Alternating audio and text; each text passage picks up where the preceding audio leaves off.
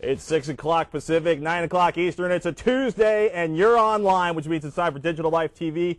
I'm your host, Patrick Norton. Today, we have an amazing show lined up for you. We've got the Inside on the Warriors. It's the next game from Rockstar. You might know them from GTA, Grand Theft Auto, being Hillary Clinton's spanking children in the news. Something I don't think they've earned the, well, I don't know if privilege is the right word for it, but Sam Kennedy's going to tell us all about the new game and the history. It's pretty wild of why this late-night HBO movie of my youth has been made into a pretty serious video game.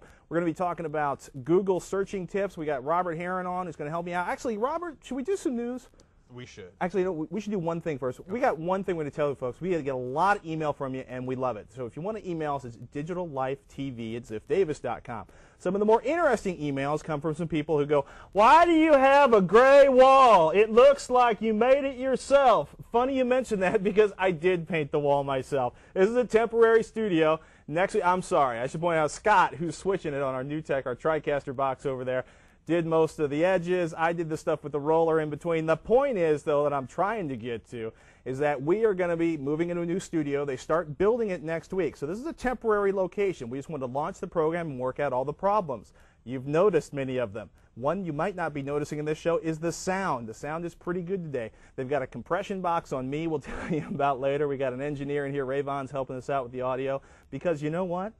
Live television is not as easy as they make it look on the national networks or even on small carrier networks like the one I worked for a long time and you worked for a long time. We did. So we also got more downloadable formats coming, and we're going to address the whole fast forward and rewind issue in our first viewer question. Right now, the Robert Heron joining me, PC Magazine technical analyst for HDTV. Yes. That's your specialty these days. That is. I look at a lot of good sets and some bad ones. You have a room upstairs with like 9 50-inch televisions in it. I do. It gets pretty warm. It's more of a closet, I consider, at this point. But we are building a new lab out, and that'll be ready in a couple more weeks. It's a beautiful thing. It'll give me the room I need to get these reviews done. We like that thought. I think probably Robert and I have someone in one of our favorite news stories of all time. New York State Attorney General Elliot Spitzer, someday I'll learn how to say Attorney General, basically has a little settlement with AOL, $1.25 million to the state of New York in settlements and fees, and all because AOL made it so hard for people to quit. Essentially, if you were trying to quit, you'd get shoved into a voicemail system, and their employees were being paid per person they could keep longer than their subscription was supposed to be for. Or if they just wanted to quit, they were suddenly getting bonuses for, you know, not, or convincing them not to leave the service. Dramatic reenactment moment. Mr. Heron, why do you want to leave AOL? We believe we provide the most incredible online experience of any ISP available. Can I quit? I'm sorry, could you tell me why you wanted to quit, Robert? I just want to stop the service. Well, Robert, we've got to, actually, didn't they make you buy a book at one point in exchange for canceling your account? They have some of the best people who use every word but no, or do not simply hear the word no. And in that case, it makes it very talent. It gets to the point where you just start agreeing to end the conversation, and then you'll deal with it later. And in this case, hey, eventually. Yeah. There was something like 300 complaints filtered into the Attorney General's office. He basically set up a deal with AOL. AOL's agreed to basically, I hope they're going to stop shuffling things off to a separate call center. That's the worst, right? Because I've had that when you're trying to cancel something. You're like, I'm sorry, sir, customer service cannot cancel the account. However, I can give you a 1-800 line to a small person in Upper Slovenia who's available between 4 and 3 a.m. Well, supposedly now they'll use a third-party monitoring service to ensure that people who cancel actually are canceled. That's cool. Yeah. So basically there's oversight. You know, that's a good way to increase the animosity of your customers when they can't quit, and it keeps costing them on a monthly basis. You know, it's good for their bottom line, but not for us. Scary stuff. Speaking of scary stuff, 30-day extension for the VoIP 911 program. Actually, it's probably not scary. The idea is the FCC has said that VoIP providers, people are doing telephony over the web, voice over IP, are going to have to finish notifying people that either A, they can't use 911 services, you know, by dialing 911, or get those services hooked up. Definitely. You know, as anonymous as you can be on the internet, that's the main drawback for VoIP, is that you can't physically trace somebody to their exact address, location. Nobody knows where you live. So like with a traditional landline, or even some of the new cell phones with GPS enabled, if you dial 911, they'll know roughly where you are, and they can come at least check to see if you're okay, even if you can't speak. Mr. Heron, are you all right? I've had that happen. Nasty kids next door were just dialing 911 over and over. That's bad stuff. Oh. The sheriff got angry. Anyhow, 30-day extension on that, so if you're using voice over IP, expect a letter in the mail or some kind of contact if you haven't gotten that already. Be in the know. In the meantime, Apple cutting loose. Apple has the entire, I guess you would say, tech journalist community in a frenzy this week. They sent out emails in the last 24, 48, 36 hours inviting people to a special product debut on September 7th. It's kind of a wild concept. Nobody knows what it is. It's basically September 7th, come out for our potty. Suddenly I'm from Boston. Could be a new iPod. Could be a new iPod. Could be a new flash iPod. Could be, and a lot of people are saying, the formal announcement of the deal with Singular to distribute a Motorola Rocker phone with basically Singular Motorola Rocker running iTunes, which is an interesting concept. Do you think it would be something that's already been sort of pre-announced or at least press released? With a product like the phone that supports iTunes. A lot of times there's something that's like pre-announced, and then there's a massive, it's like a feint. You know what I mean? A dodge and a little feint, a little fake head move, and then Apple comes in and does. I think it's gonna be like better than the new mouse, but probably less than the video iPod. Nothing could be better than the mighty mouse. It's got more buttons. Anyhow, but the interesting one we're actually collector's item. Yeah, that's a really good point, folks. Buy the mighty mouse, put it in the corner, sell it on eBay in 5 years. In the meantime, though, interesting thought, a lot of people are speculating that it's finally going to be the announcement of a video-based iPod or an iPod that plays video. Could be. Which would be good for us. They also recently announced that, or at least the press release went out, that they purchased a stake in Samsung's flash memory production. Like 40% of the production. Either they're hoarding flash memory for a reason, or they're going to have a new product with maybe even an expanded storage capacity, which I like flash memory. No moving parts. Yeah. Arguably, it lasts for as long until you break it. That's another iPod Mini with flash memory instead of a rotating media. Makes it that much more difficult to break. Definitely. We like that. All right, we got a viewer question from pretty much everybody all over the continental United States. Why can't I fast forward or rewind Digital Life TV? Aaron, we don't know who Aaron from Woburn, Massachusetts is, but basically I've received 37 emails talking about this. There's a couple reasons. First of all, if you're watching the show live right now, our content distributor, basically our network content distributor, doesn't allow fast forward and rewind on the live feed, because if you start fast forward and rewinding, the servers crash in a bad, horrible, horrendous way. Basically, caching. Things go horribly, desperately wrong. Crash. We don't like that. They don't like that. So unfortunately, during the live show, you're not going to be able to fast forward or rewind. You will be able to pause. However, right after the live show, we take the WMV that's created, the Windows Media file, we put that available for download on the website. It's a good thing. If you do download it to your desktop, you'll be able to do cool stuff like actually skip forward and back. For reasons we're still trying to puzzle out with our provider, you can actually do something cool like use the fast forward and rewind buttons. I don't know if we can sync into that part down here, but basically the fast forward and rewind won't work. So right now we have the clever drag and drop method as I hit play. There we go. The servers are back. This is last week's show in here. So this is not probably what you want. You probably want to use the fast forward and rewind, but for right now, ladies and gentlemen, this is what we got for you. Or you can use the big button at the end. Anyhow, download it to your desktop. You will be able to fast forward and rewind, or at least skip through the program. Again, we're working on that. We're also going to have some more versions, MPEG-4, H.264 it looks like, and we'll play around with a couple other options. It's also just a good idea to download it too, so you can watch it anytime you want, or any time of day without having to download it again. And you have it. You have it right there, and it's local. Yeah, if you download it once, we don't have to pay every time you download it. It's done. This whole bandwidth thing gets expensive. All right, we've got some amazing stuff. The Warriors, next game from Rockstar. Going to be good stuff on that. We've got video to show you. Sam Kennedy's played it. He's going to give you the whole experience a la oneup.com. We've got HDTV. Should you be buying a service contract? Robert Heron's going to help me puzzle through that. And we got some Google tips to search faster. And after the break, the Sony Ericsson phone. This thing is obscene. It's the most amazing music playing phone ever. So we're going to cut to a commercial, and when we get back, we're going to talk about this puppy. For the best prices on high-tech gadgets, shop PCMag.com. ShopPCMag.com lets you find, compare, and buy anything in seconds. Whether you're looking for a digital camera, computer components, or a new HD TV, you'll find everything you want at ShopPCMag.com. ShopPCMag.com lets you compare prices from dozens of sites. No hidden charges, no hassles. ShopPCMag.com to save cash. It's a source you can trust. Sony Ericsson W800i Walkman phone. This is an amazing phone, as well it should be. We're going to get a tight-in shot of that for you. Take a look at this, folks. $499. It's a GSM phone, which means primarily Singular and G-Mobile are the carriers for it. And look at that. Whoops. And look at me as I turn that off. A bunch of different options on here. The phone is gorgeous. It's a pretty, actually, my hands are pretty big. It's a pretty compact size. And look at that, it's a memory stick slot. And take a look at this. You've got a 2-megapixel camera inside of there. I'll turn that the right side up and try not to blind everybody at home. You've got a built-in light, and you've got a mechanical zoom lens on that, which is pretty cool. The camera quality is actually not bad. Not the best that they've seen over at PC Mag, the folks that did the review on it, but pretty good stuff nonetheless. Let me flip this back over, and we'll take a look at that interface.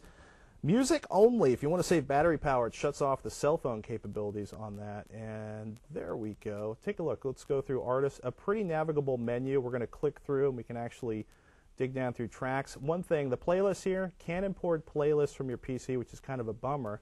But we're going to, there we go. Oh, you ever notice the object always misbehaves on thing where we got individual tracks in here? We can go through, back through, and click through by the different artists in there and select songs. Works better when I'm not trying to work it backwards in front of you for a camera. Pretty actually amazing stuff. The audio quality is pretty good. And if we pull back and actually show you the headphones on these, the adapter looks a little scary. Can you see that down there? Doesn't look like the kind of thing you'd be able to pick up at the local Radio Shack or the local big box store. But if I take a step back, you'll actually see that it's connected to this cable, which are connected to these headphones. I mentioned the sound quality is pretty good on these. And you can see their little earbuds. In-ear earbuds, and I'll say that 4 or 5 times, but check out the cable right there. In my hand right here, that's actually the microphone, which works pretty well. The audio quality is pretty good, and if I want to, I can remove the original headset that came with it and plug in something else. Oh, actually, if you grab those for me. Of course. Like this, and I can have the big old-school headphone effect with my fabulous $499 camera. You know what else is pretty cool? They have some amazing battery power on this. 11 hours and 44 minutes of talk time, according to the test they were running at PC Magazine.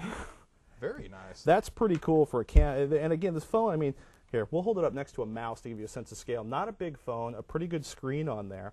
And the photo quality is actually pretty good, too. One of the things that's kind of interesting, no DRM audio support, which means if you want to do any kind of files that are locked down, right, basically. Like your iTunes collection? Yeah, eMusic's good. Ripping it off of your own personal audio collection is good. But iTunes isn't going to work. Neither are any of the major WMA systems. You look like you have a question. I was gonna say, does it have an FM radio? That's always my favorite feature of it. It actually, I believe it has an FM radio. I haven't played around with that. And supposedly it'll actually use the FM radio to let you figure out what the title of the song is and save it so you can figure out what the song is and find it later. You can't record off the FM radio, though. Okay. But So it's I a can catch my morning thing. shows. Singular and T-Mobile will be the big provider. $499. Pretty good deal on that one, and a pretty good review they have up there. I still can't believe how good the audio sounds. I never thought I'd hear a phone that sounded as good as this one does as a player. And again, An MP3 support from a Sony product? MP3 support from a Sony product. Very strange, a pretty new direction. It's the first Walkman phone, and it's a surprisingly good phone overall. So if you're at the high end, it's probably between the Treo 650 and this if you're not going to go for a pocket PC. Interesting stuff. We got links to the reviews up at digitallifetv.com. Right now, though, we got a viewer question. We got Mason from Little Rock, Arkansas. Mason wants to know if he can use fast RAM, PC 3200 RAM, in a machine design for a slower RAM speed like PC 2700. Well, Mason, the answer is yes. Yeah, those are DDR memory formats, so you have the double data rate. The nice thing is if you're going to run it at a slower speed, you can usually use better timings if you're into the arcane stuff. Dig into the motherboard and try a more aggressive timing for the memory because you'll get even better performance. So when we start talking about like CAS latencies and 2252 or 2354 and all that stuff? Essentially you're dealing with the row and column switching speeds and things like that. But normally if you're going to run the memory below its maximum rated speed, you can usually get away safely, completely stable with better timings. We like that thought. One of the things is basically fear not. DDR RAM is backwards compatible. Yeah. There are a lot of places that'll be like, you can do this maybe, but you shouldn't buy the faster RAM. You might say if you're less reputable vendors that they do that because they want you to buy more faster RAM when you upgrade your motherboard or go to a faster processor later on. I'm of the opinion you should always buy quality name brand RAM. It's one of the few things that you can drive yourself batty trying to figure out or diagnose a problem related to memory. What about like the DDR 4200, 44,000? I mean, what's DDR up to at this point at the max? What was it, 4700? When you get a DDR2, that gets even faster still. It gets up into like 600-700 megahertz speeds. But That's a little overkill. I'm using a system at home at 500 megahertz DDR, 250 megahertz effective. I mean, double that to 500. And I've been running that for, I don't know, a year and a half now. Are you running that on a system that was designed for that, or is it, being... It's my old overclocked gaming box, but it's been chugging along. So backwards compatibility is the name of the game for the PC. I actually needed the high end because I needed something faster than, say, DDR 400 because I knew I was going to be running it at 500 and I wanted it to be stable and still have good timing. So it's a good thing. I just dropped the coin on the good memory. The man speaks the truth. Bad memory is, a nightmare. We actually, next week we should talk about MemTest 86 and show you how to test your memory to see because if memory's going bad, that's a horrible way to have problems with your system. So maybe we'll do that next week. In the meantime, Mason, you're good to go with PC 3200 RAM on that 2700 base system. Right now, boy, big stuff coming up. HD TV, extended warranties, good, bad, indifferent. Robert Heron and I are going to talk through that a little later on. The Warriors, the next game from the people that brought you Grand Theft Audio. We've got video from it. We've got Sam Kennedy from OneUp.com, who's had his hands on it, is going to give us the inside scoop on what's going on. Right now, though, I'm going to kick it to a little commercial break. I can't believe it.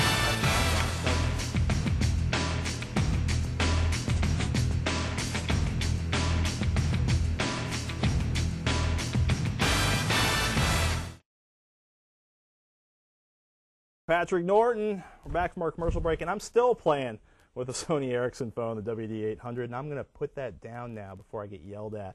Right now, though, we got Lloyd Case, the editor of StreamTech.com, and I sat down to get it to basically put together an interview, a recap, a summary of what went on at the Intel Developer Forum last week.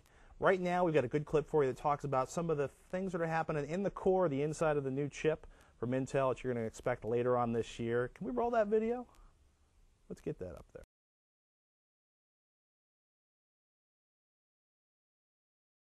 In the current dual-core Pentium processors, they're not shared at all. And what they share is the front-side bus.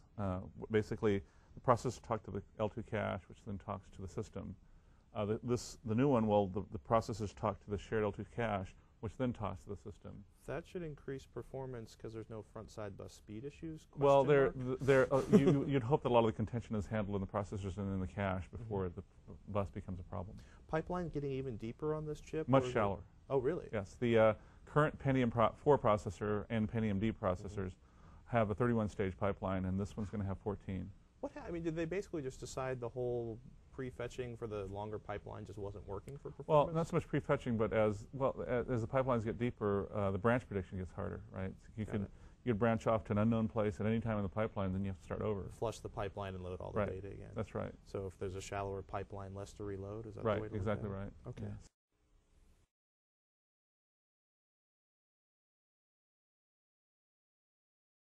On at the Intel Developer Forum will be available for download tomorrow, which includes, amongst other things, we talk about why this wasn't a very big Intel Developer Forum and why Vive may be more marketing hype than the key to the home theater experience on the PC. Good information in there. We'll have that up for you tomorrow.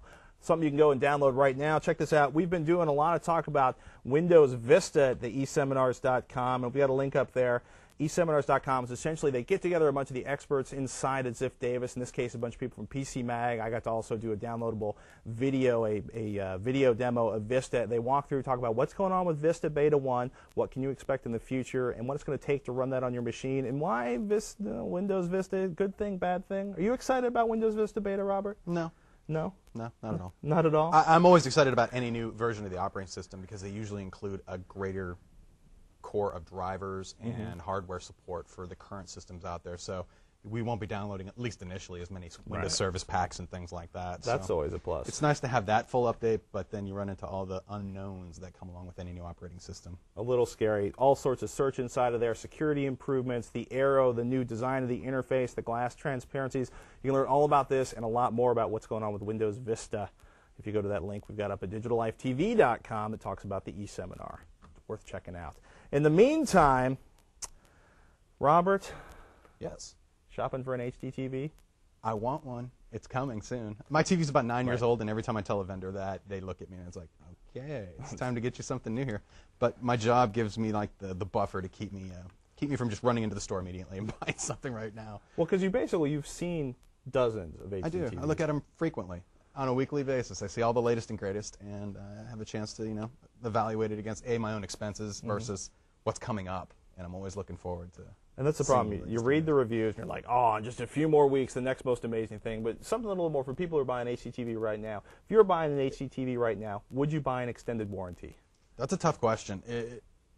I think it depends on your level of comfort. And if the manufacturer warranty is good enough for you, and you're buying it from a reputable dealer, if something's going to go wrong, it usually happens within the first 72 hours, usually, for an electronic component. Do we have like we have the Dell still, or we did one from Best Buy, and it's pretty interesting. Dell, of course, is their own company, and they're actually doing a couple different things. There it is. You take a look at that. They've got a warranty extension and like on-site exchange, so somebody will leap into your home, carry out the old HDTV, carry in a fresh new one. They've also got the Complete Care Accidental Damage Service, which is like if your 5-year-old whips a baseball through the front of the plasma. Completely. And for some people, that's the way to go. You want somebody to come in and physically take it out of the box for you, set it up. If anything goes wrong, they'll bring another one with them, swap it out, and take care of all that hassle for you. And if that peace of mind is worth it to you, I think it is. But when it comes into the warranties themselves, you have to be careful of where you're buying the display, especially for some of the really high-end, really good displays out there. You are limited in terms of the warranty based upon, you have to buy it from an authorized reseller or an authorized vendor. And that can be online or in brick-and-mortar type stores. But if it's not authorized by the company may not even go along with the original manufacturer warranty. So if for you're that dropping year 5, 8, 10,000 from a specialty shop, you should go through, call the manufacturer, the plasma, the rear projector, whatever it is. Exactly. If you go to any of the websites, you look up your display, find the manufacturer, and then call them. They have a number listed on their website. Every major manufacturer does, or you can even sometimes do it through the website itself and see a list of authorized vendors or resellers. And if it is covered, then at least you have that basic warranty, which is typically 12 months. What about you go into a big box store and they usually say, we can give you a 3-year extended purchase quality, whatever they want to call it, and we'll swap in for something of equal value. I haven't checked recently if things have changed, but a couple of years back, a major electronic chain here in the city, they didn't even pay their salespeople on the floor an hourly wage. It was all based upon how many service contracts they could sell per day. So they have an incentive to sell those. And usually if you say no once, they're going to go get the sales manager, bring them over, and you're going to have to say it no over and over and over again. And that is significant. It sounds like the AOL story we were talking about. It's similar. It's in that same vibe. But look, if you're going in there and you've got the money to buy it and you trust the vendor at least, and you know it's an unopened product, brand new, right in the box, nothing looks damaged on the outside. Right. You can get by with a 12-month warranty, I think, for most displays. But so if there's a good factory warranty... It really comes down to that personal decision, how comfortable you are with the risk.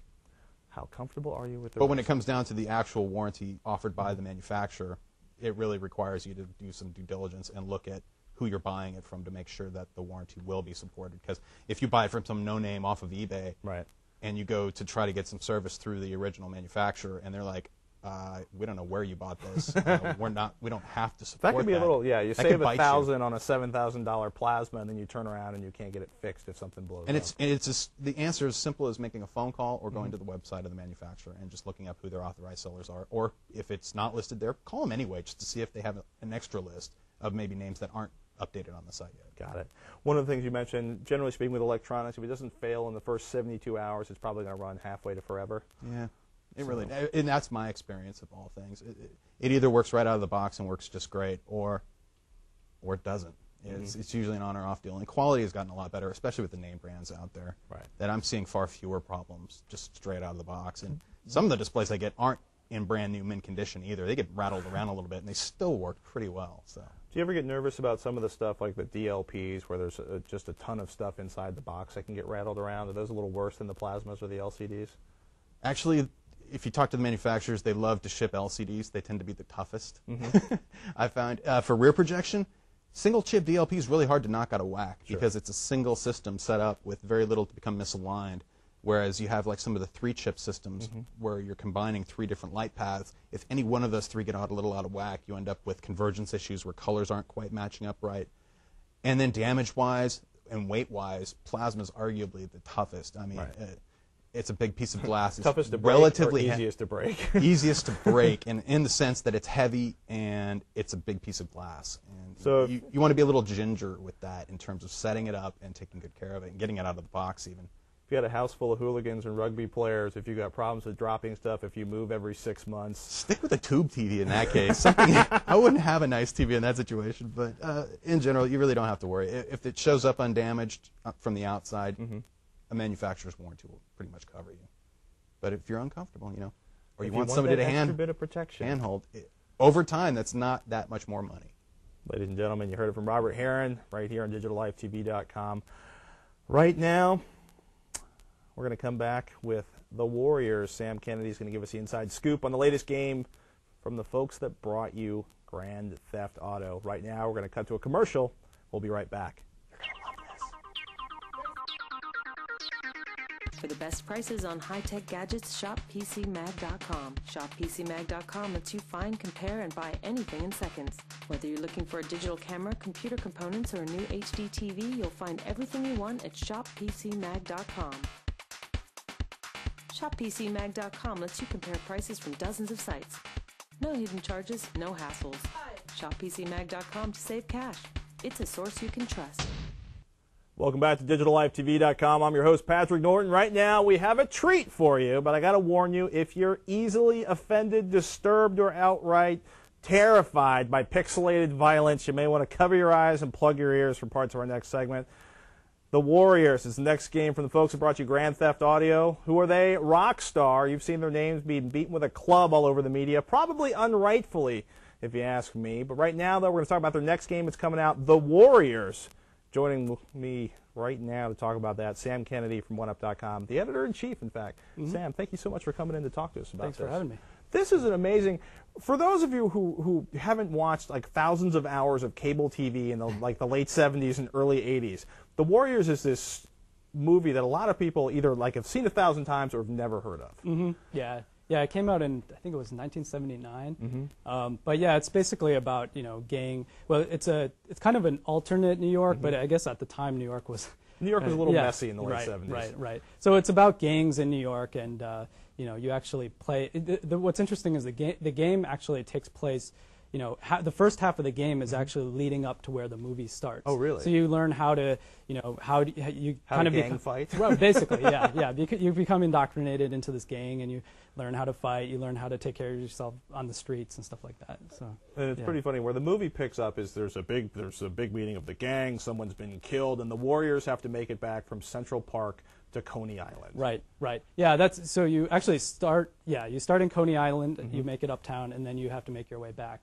And it's probably a good 20-30 hour gameplay experience overall. That's a pretty long. So this is not an online. This is a single person one-on-one kind of event. Yeah, it's a lot of people are just assuming that it's another Grand Theft Auto. It's not actually. This is more of a kind of a beat 'em up style game. So if you remember, actually, hold on one second. Yeah. Why don't we roll the video? You can tell us about the beat 'em up style game while the beating 'em up is going. If you're worried about pixelated violence, cover your eyes because there is some mad pixel whipping going on in here. So, but yeah, it's it's more of a game like a Final Fight or Streets of Rage or Double Dragon, if you remember those titles from 15 years ago. So, what Rockstar really tried to do is reinvent the whole beat 'em up style of gameplay, on the current gen consoles. Right. So it's a lot of, instead of where in Grand Theft Auto you were, in cars or you were shooting people, in this one you're actually just pretty much fighting hand-to-hand on the streets. So you can actually, as you go, you can pick up, say a garbage can or bottles or bats and things like that, but it's really more of a hand-to-hand fighting experience. It's a very detailed world, especially compared to Grand Theft Auto. There's a lot of stuff. Is it a smaller world? Yeah, that's the thing. It's not quite as open or free as in Grand Theft Auto. So actually, all the characters are a lot more detailed. The environments are a lot more detailed. It's based on the Grand Theft Auto graphics engine, but because it's a little bit more enclosed, they can have more detail on everything. Interesting thought. The Rockstar, the crew at Rockstar, have been fans of this because you were telling me, we were talking before the show, you were telling me there's all these companies coming out with games based on movies. Right. Yeah, like EA's doing a Godfather game now. Which is such a strange concept. Right. Yeah, so actually a lot of the game companies now are looking at these older movie licenses to do. But the interesting thing was that Rockstar actually picked this one up a good probably 7 years ago. And because they're really big fans of the movie, and they just figured at some point they wanted to do a game based on the movie, and even this was actually probably before they even worked on Grand Theft Auto 3. Oh wow! So yeah, they've been wanting to do this game for a long time, and now they're actually getting around to doing it. I got to ask, Grand Theft Auto 3. There's been the whole sort of sexual content issue, right? Which right. compared to what you can see on cable at midnight is really not that big a deal. It's not, no. But the Rockstar's just getting, beaten like a drum in the media. Are those guys feeling a little beaten? Are they excited about this coming out? Yeah, they're being careful, but it's really. Are they going through the code really carefully to make sure there's nothing that can be liberated? Yeah. They got kind of burnt on Grand Theft Auto San Andreas because there was a little bit of code in there that it was totally inaccessible if you were just playing the game, but there was a little hack that someone created out there where you could actually find this little kind of sex scene. But it's really, it was really nothing more than you would see in probably a R-rated movie, or definitely, or possibly even a PG-13. Or Cinemax after midnight. Right. So they got kind of beat up over that because had the game shipped with that content available to start, it wouldn't have been a big deal. But because people heard that there were sex scenes that kids could unlock in their Grand Theft Auto, they got a lot of heat over it. But it's really silly. You guys, when's the game actually going to ship? Right now it's looking like October. It's going to be on the PS2. PS2. Will it ever go onto any other platforms, or is it going to pretty much be locked down? It could, but Rockstar typically releases everything on the PS2. Well, at least their main franchises on the PS2 first, and they shoot for the wider audience. So it's definitely a game that's been created with the PS2 hardware in mind. I wouldn't be surprised if it shows up on Xbox later on, but right now they don't have any plans for it. Sam, thank you so much for joining us. Yeah, thanks for having me. Ladies and gentlemen, Sam Kennedy, editor-in-chief, 1UP.com. We've got links to the reviews on the website, well, the impending reviews, we should say. Right. Actually, the one thing I didn't ask, Sam, did you like the game? You got to play it. Yeah. Oh, yeah, definitely. I mean, it's it's great because what they did was they took the the old school kind of beat 'em up gameplay, but they matched it with kind of more strategic elements now. A little more exciting than a side scroller. Right. So it's not just you fighting. You actually have your entire gang that you can control as well. So you give little commands, like if you say destroy everything, your entire gang will go through like say if you're on enemy turf, they'll go out and destroy every car, smash every window, basically destroy. I don't know why this excites me so much.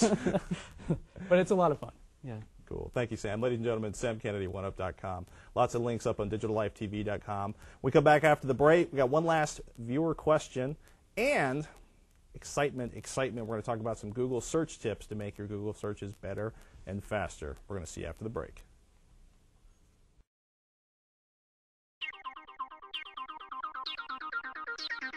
For the best prices on high-tech gadgets, shop PCMag.com. ShopPCMag.com lets you find, compare, and buy anything in seconds. Whether you're looking for a digital camera, computer components, or a new HD TV, you'll find everything you want at ShopPCMag.com.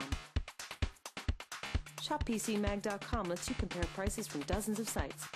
No hidden charges, no hassles. ShopPCMag.com to save cash. It's a source you can trust. Welcome back to Digital Life TV. I'm your host, Patrick Norton. Joining me, Robert Heron. Recently, an email list you and I were on, the Plenty Smart Google quiz. And I don't know about you, but I got, whoops. Let me I'm not sure if I did this quiz. Did you not do this quiz? No. You should have done this quiz. I got stomped on this quiz. It seems like it's a pretty basic quiz, an easy quiz. We're going to launch it up a little bit here. And it starts out pretty mellow, right? You go in there, it's the width of the following will provide the best, which of the following will provide the best results? And it talks about how you type stuff into Google and how you use the language expressions inside of that to get better Google answers. I thought I was going to get 14 out of 15. I got stomped like a narc at a biker rally. I got 3 out of 15. Ouch. Ouch. And actually, a couple people I know who are strongly associated with Google didn't do so hot either, which made me realize there's a ton of stuff we can learn about Google searching. I have a shortcut for everyone. That's just skip the regular Google search and go right to their labs and check out Google Suggest Beta. Because then as you type every keystroke, it starts filling in the response or filling in a probability of what you're looking for. And it's already all the search terms organized, and it'll probably pop up the most likely thing you're typing in as you're typing it. And I find, it just helps me. It doesn't save. The show. It doesn't save previous results though. Like if you all your typed search terms, it won't save those. But what it does do is look through the database of everything that's been searched as you're typing and try to guess what it is that you're looking for. And odds are if it pops up something, maybe it'll be a different wording and then the way you originally thought of querying the engine itself. It's but a good thing. There's a ton of things you can do inside. We're going to start with some of the basic ones. I don't know if we can get a tight shot of the screen on this one. First one, if you're searching for an exact phrase, and I'm going to change it from exact phrase over here to something a little more. Here we go for Robert Heron. Notice we've got the... It's going to be Robert Bork Heron or Bork. That's a really scary thought, but we're going to click down on that. You put it in brackets. If you put it in the parentheses, which I can't say, and look, we've got a whole bunch of Robert Heron listings. Yeah, put it in quotation marks. I'm telling you, it's the Bork guy, is it not? I thought I was the English hey, major. look at that. No, it's definitely you, Robert Heron. We didn't have to type in Wikipedia. TV. I did not know I was in Wikipedia. We're going to check your Wikipedia entrance after the show. So basically, use the quotation marks to use an exact search on a phrase. Bork's number 2 and 3, though. On number 2 and R1, we're going to use another one here. Take a look at this. If you use the minus sign, if you take your exact phrase, we're going to go into Robert, and this is a really dangerous thing to do on Google on live IPTV. We're going to take Robert. We're going to use minus Heron. This is all the Roberts we can find on there. Yeah, let's go for something. How about Tech TV? There aren't that many Roberts out there, are there? Yeah, we'll find out. Tech TV minus Heron. Oh, did not match any documents. Anyhow, if you put the minus in there, it excludes that from the search. So let's go back to Robert. Wait, don't you have to put it outside of the quote or not? I didn't think so, but why don't we go back and try it that way? I'm just guessing. I really need to do this quiz. We both apparently need to do the quiz again the way I'm going. So let's do another search for Tech TV minus Robert. There we go. And you get G4, ironically enough. That's actually kind of funny. They bought my content, or they own the content. That's a scary thought. We're going to do another one here. The old content. This one I'd never even thought of. We took one, like, let's say you're a big fan. What's your favorite race? Daytona? Of tracks? Yeah. I have to say Bristol. Bristol. So we've got, why don't we do NASCAR? Short tracks, baby. And Bristol. Let's see what turns up when we do. Can you tell I can't type anymore, folks? That's okay. TOL. Now, what's interesting about here is you see we've got a year. We've got 1970, and we're going to take that to how about 1985. And we see those the periods in between there. What that does is a range of 1805 is probably not going to work for NASCAR. Let's try that again. 95 there. Yeah, 1970, 1985. Okay. But the two periods in between those two let you search a range of numbers. So if you look for a picture of a person, a particular year at your high school, a particular model of car, this one actually, I'm going to credit card numbers. I'm going to pretend you didn't say that.